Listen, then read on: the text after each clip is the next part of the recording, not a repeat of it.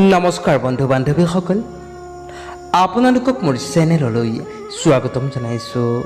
বন্ধু বান্ধৱীসকল, 22 জুন সাথছোৱা। এই সাথছোৱাৰ দিনটিত এইকেইটা কাম ভুলতো নকৰিব, নহ'লে কোনো বিপদত পৰিব পাৰে।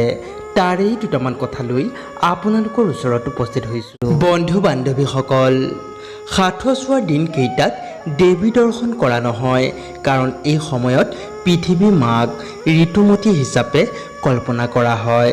শাস্ত্ৰৰ মতে এনে কিছুমান কাম আছে এই সাথছোৱাৰ দিনকেইটাত কেতিয়াও কৰিব নাপায়। 1 নম্বৰতে, এই সাথছোৱাৰ সময়ত পূজা ঘৰ বা গোসাঁই ঘৰৰ দৰ্জা কেতিয়াও খুলিব নাপায়, অৰ্থাৎ ধূপ দীপ জ্বলাব নাপায়, অৰ্থাৎ পূজা পাতল কৰিব নাপায়। 2 নম্বৰতে, এই দিনকেইটাত ভগৱানৰ মূৰ্তি বা ফটো কেতিয়াও স্পৰ্শ নকৰিব।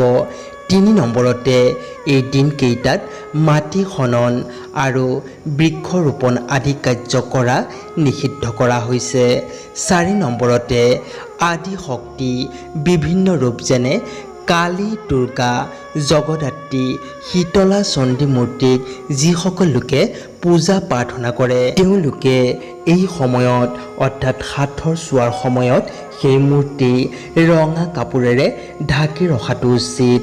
5 নম্বৰতে, এই সময়ত গৃহ প্ৰৱেশ, বিবাহ, অন্নপ্ৰসন্ন আৰু অন্যান্য শুভ আৰু মাংগলিক কাৰ্য কৰাটো নিষিদ্ধ কৰা হৈছে। এই কাম কৰাটো অশুভ মনা হয়। আৰু অম্বুবাচীৰ নিবৃত্তিৰ পাছত অৰ্থাৎ সাথছোৱাৰ শুদ্ধিৰ পাছত দেৱীক স্নান আদি কৰাই পূৰ্বৰ দৰে পূজা প্ৰাৰ্থনা কৰিব। এনে কৰিলে ঘৰখনলৈ